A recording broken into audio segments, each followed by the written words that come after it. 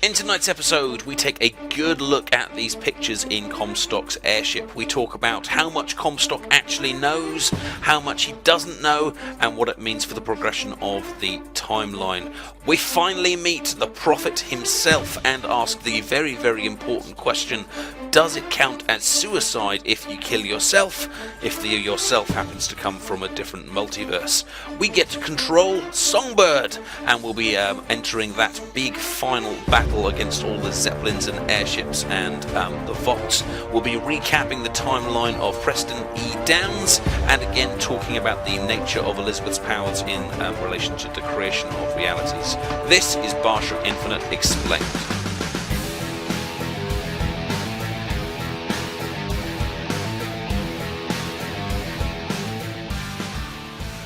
Greetings and welcome back to Bioshock Explained Part 26, I think we are on now, and we are literally outside Comstock's door. So let's explore the siphon here and see what's what. What's this? Siphon? I saw this there. I could hear you singing from above, and the machine came to life in response. And then in my mother's grave, there was a smaller one. They were draining me. Maybe that's why I can't. Can't what? When I was little, I used to be able not just to open tears, but I could create new ones. To anywhere I wanted to go. In the tower.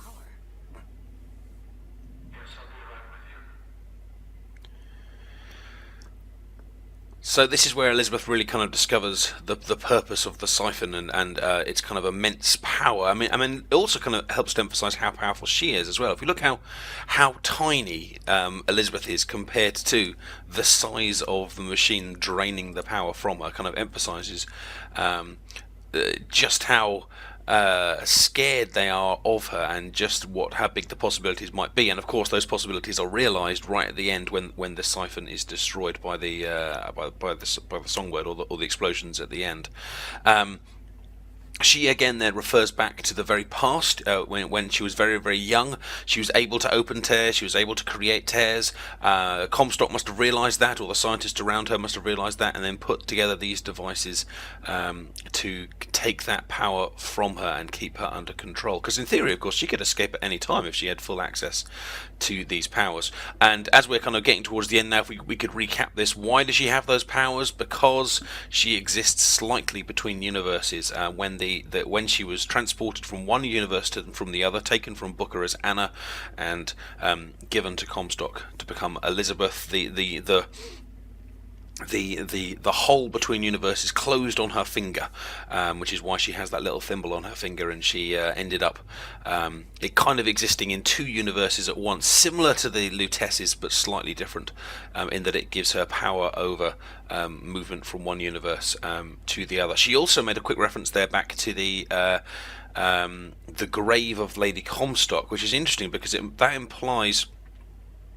So I'll recap there for a second. When they were at the grave of Lady Comstock, some of these things that look like speakers, came out of the ceiling, if you remember, and started taking power from her and creating that Lady Comstock creature from it. Now we can probably deduce from that Comstock saw that we were going to go there from his use of the tears, and installed those as a kind of a form of trap. Because otherwise there's no real reason for them, is there? Because Lady Comstock didn't have those particular powers, and unless those siphons are just hidden everywhere all over Columbia, but that seems quite unlikely. It seems to me that it was a foreseen event, and that's why a mini version of the siphon was placed there. But what I do want to bring your attention to as well is these pictures here, which kind of summarise our journey so far, and it's assuming that this hasn't been just put together in the last 5 minutes, and we've got no reason to think that it would be.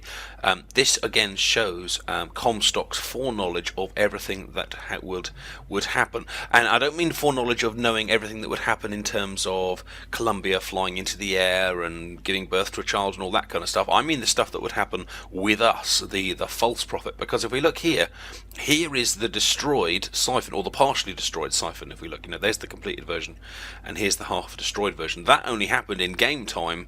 I don't know what would the time scale be. a few days ago. Although I suppose there is that time gap, isn't there? There is that time gap between where we get transported forwards and backwards in history, but that doesn't quite tie up when we get to here. So we'll carry on for a minute. Then we've got Battleship Bay, our initial escape on the First Lady. So that part of the story is filled in here, and then she hits me. It hits us in the face with a wrench. I'm ending this. Booker, no. This is between me and him. Walking into a trap. I need to do this. I seem to have Come here, child. triggered a cutscene here. Bite. My, oh my, how you have grown. I'll be with you in a minute. Huh? How do you like it? Then, look at this. The murder of Daisy Fitzroy. Comstock is well aware of that, either in advance or in retrospect. The approach towards Comstock House, those very, very scary founding father faces, which, of course, this is the bit that I think where Comstock has made the mistake. He still believes that this scene is going to end up well for his future plans. Loads of you have been very, very talkative in the comments on the previous video, and thank you so much for that. The general consensus seems to be that Comstock, at this scene that we're about to enter, knows he's going to die. But he expects this to be the event that transforms Elizabeth into his successor, and she will take his place. Because look, here is the final moments of Comstock. He's standing over the baptismal pool, which we can see just in front of him there. This has obviously been made in advance. He knows what is going to happen here, but I think, and you think from what you said in the comments, that he has a missing piece of the puzzle. He doesn't know that because of the intervention of older Elizabeth, the events have been changed. Now, the other thing I love about this particular room is it harkens back to the very beginning of the game. Do you remember when you initially enter Columbia and you get these beautiful, beautiful glowing stained glass windows, and you get that area with all the people in the baptism, and actually you lose some of that once the game all starts kind of going to hell and the Vox, the rebellion starts to take place. The game loses its shine. But here's even though we're right at the end here, it's a nice recapitulation to where we came from first. Look at you, child. You're Hey, a mess. let go of her. Elizabeth, everything I've done to keep you safe. Safe from what? The seed of the prophet shall sit the throne and drown in flame the mountains of man. But the archangel revealed something else. Beware, prophet. Beware the false shepherd, Booker DeWitt. For he shall be as a wall between her and destiny. Why? DeWitt, I'm a fool.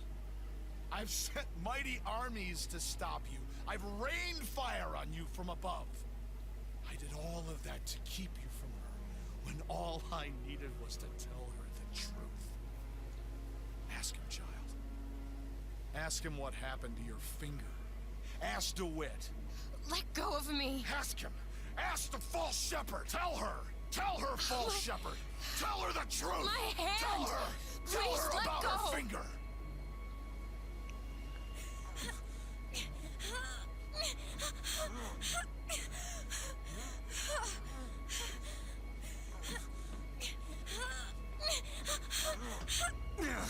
She's your daughter, you son of a bitch! And you abandoned her! Was it worth it? Huh? Did you get what you wanted? Booker. Tell me! Booker. Tell me! It is finished.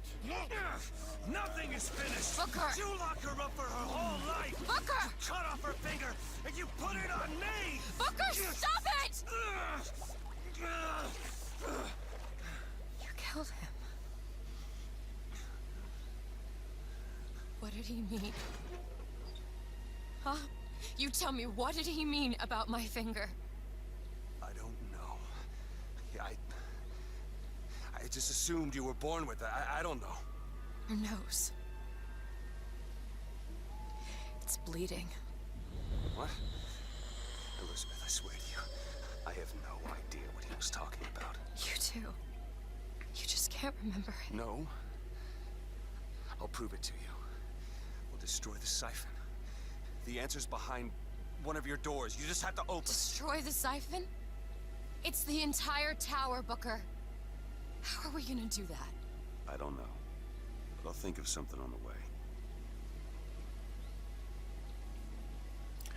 A rather dramatic and unpleasant ending to Comstock. Now, the symbolism here, very, very strong, of course. Comstock was created by baptism, and he was killed in a font, which is like the baby version of the same ceremony. This whole idea of water creating life and destroying life is throughout this game. I've talked about this a few times, but the ceremony of baptism creates Booker and creates Comstock, or the lack of it. We have to be baptized ourselves to come into this. To enter Columbia. We almost die early on by falling out of. I can't remember what we fall out of now, but it's when the songbird is initially fighting us. Oh yeah, we fall off the siphon, and we almost drown. The songbird almost drowns in the water as well, and then of course does later on. There is water,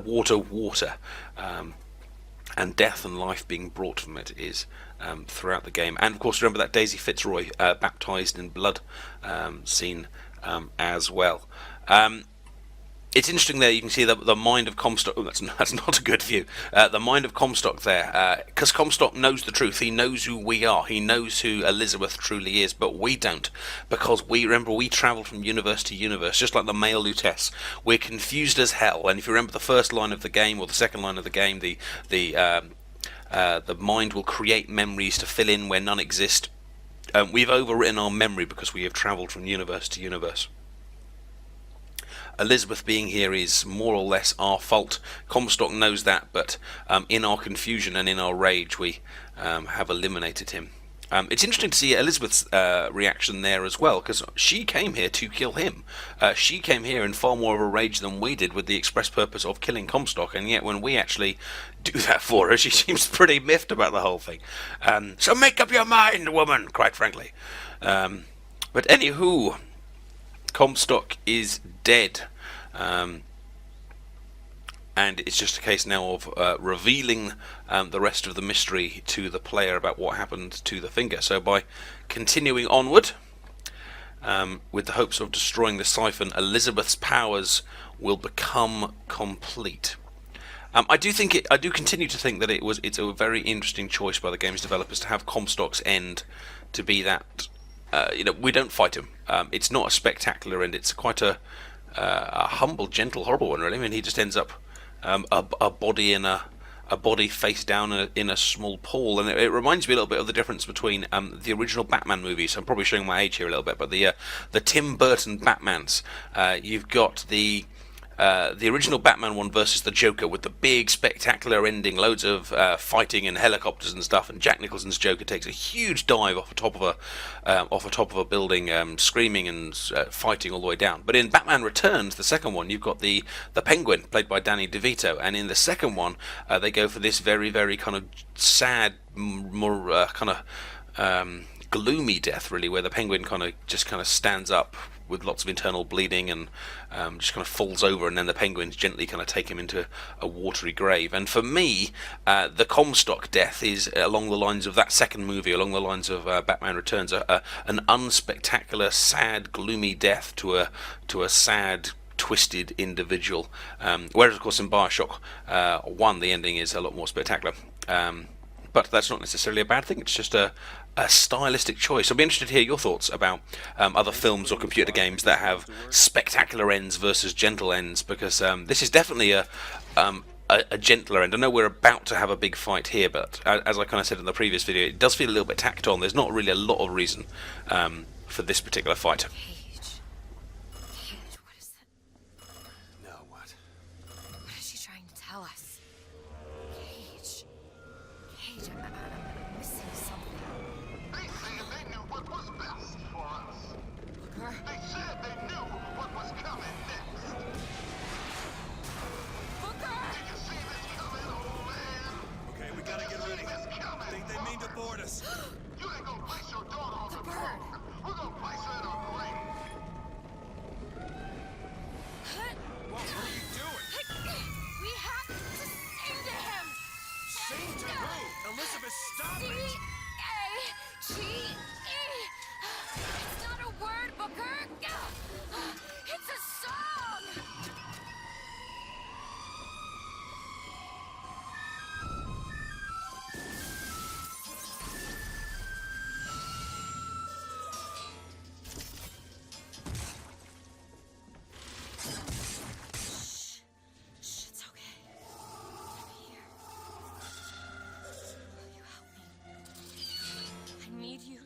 protect me. Will you do it? Will you do this for me? Just this one last thing. Please. Go. Go, go, go! Booker, he'll help us. We can use him against the Fox fleet. And with that, the Bioshock Infinite finale has begun. Let us prepare ourselves for this. I'm going to go to the Winter Shield. I'm going to get shot a lot in this fight, so having that invulnerability every time we jump on and off is going to be useful. I've decided I'm going to go for this Rising Bloodlust one as well. There's quite a few nice little options here that I've seen various people use on various forums. Some people use Quick-Handed, some people have used Storm for kind of taking out multiple enemies simultaneously, but I'm simply going to go for this one because I like taking out people myself from a distance, so getting that extra damage on the sniper rifle or other guns will be quite useful. Some people have used tunnel vision in this finale, but I'm going to go for overkill to try and spread the stun around because I want to try and keep people away from the generator as much as possible. Now we have been powering up our return to sender, and I am just going to turn this entire area into a big return to sender trap, which will hopefully render this engine more or less invulnerable. I will confess that this is actually my second attempt at this. I played through before and got stuck on some of the Zeppelins. I sent Songbird up to deal with the Zeppelins and then got completely overwhelmed with Patriots down here. So we're going to try some different tactics this time, and we'll see how it ends up. Now the Vox. This is clearly a Vox fight, and from what those guys were shouting as they came towards us, they think, or seem to think, that they are attacking Comstock. They were shouting out things like, we're coming for your old man, and being by old man, they're not referring to Booker, they're referring to Comstock. So they have identified this as Comstock airship, and they are coming for him. So we are just, to be blunt, we're just in the way of this particular fight, but it's going to require some significant defense to survive it alive. Although I suppose the other thing that does make it more relevant for us is the fact that they said, I think they shouted something like, "We're coming for you and your daughter," and obviously if we want to protect Elizabeth, then we need to keep these guys away from them, and I seem to have been attacked by quite a lot of them here, so I think there's one more over. Yes, there he is. Let's take that guy out as well. Now, the Preston E. Downs character I spent a while talking about in some of the previous videos. If you remember, he was the bounty hunter who was hired by Comstock to take out Daisy Fitzroy. He fails because Anna ends up killing Daisy, but actually ends up joining their cause. Now, I'm not sure, but I think that may have been his voice that we were hearing. Or in fact, it might be him we're hearing now, actually.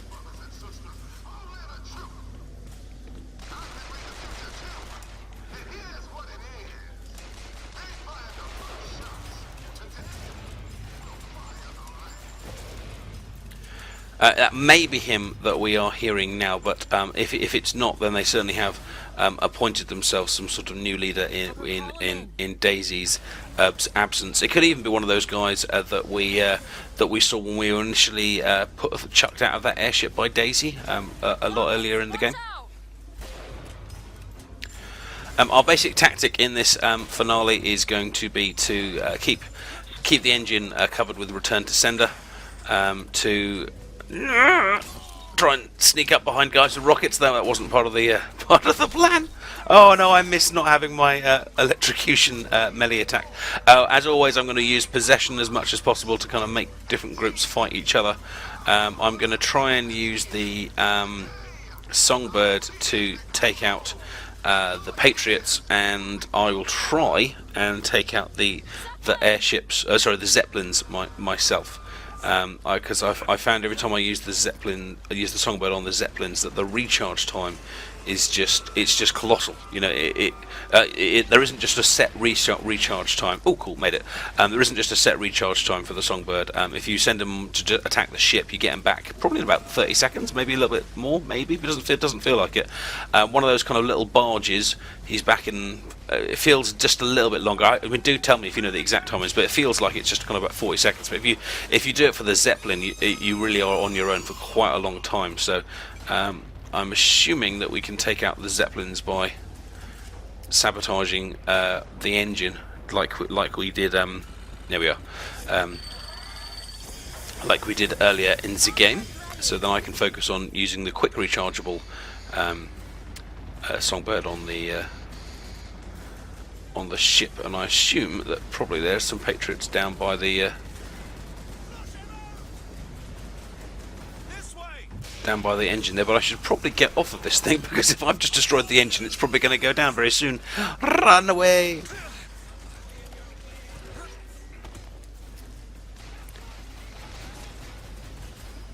Now, I raised the topic of conversation of the end, as in what actually happens when Booker is killed right at the end in the previous video, and asked some of you just to kind of start sharing your ideas about what you think is happening there. I had a big response from a whole bunch of you discussing you know, who's getting killed in what time frame, at what baptism and where, and if you haven't yet joined in that debate, do get involved in that, because that's clearly what I'm going to be discussing in the next video, as or possibly the final video, I guess, as we'll finally get to that stage then. But I've had some really good comments from some of you about Elizabeth and the tears. I just need to get myself a bit of cover here.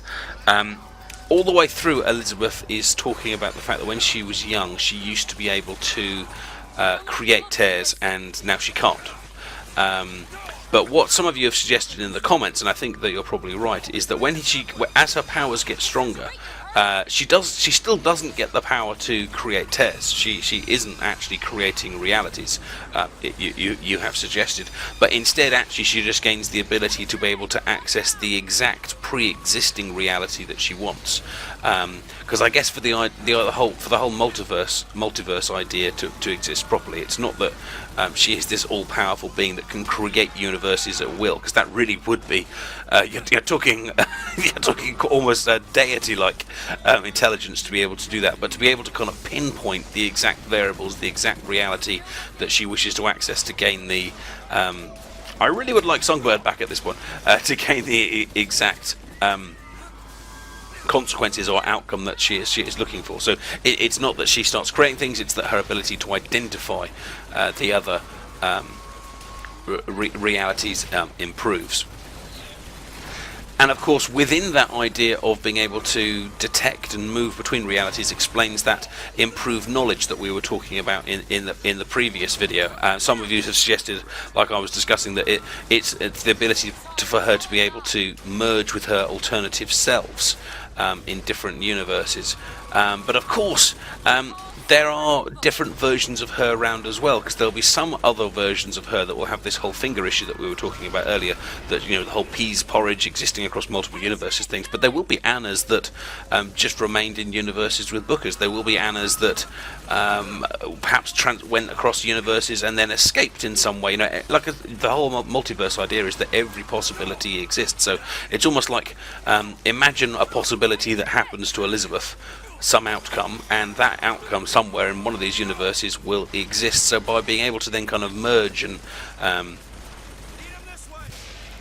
communicate across universes with all those different Annas and Elizabeth, she is gaining a huge amount of knowledge, and within that, power to move between those relevant universes to get the outcomes that she likes. I guess there we go. And getting on the second Zeppelin here. By the way, I hope you have noticed on my channel recently I have started a few new series of Let's Plays. I'm trying not to kind of completely finish one before I start another. I'd like to have a bit of an overlap between my series, so it doesn't kind of feel that everything all finishes at once. So I've had a couple of episodes of The Room up over the last few days, which is a brilliant puzzler on the iPad, and if you've never seen it, I do recommend you just have a look. I mean, even if you don't watch the whole video, just have a look at the game, because it is an absolutely brilliant little game.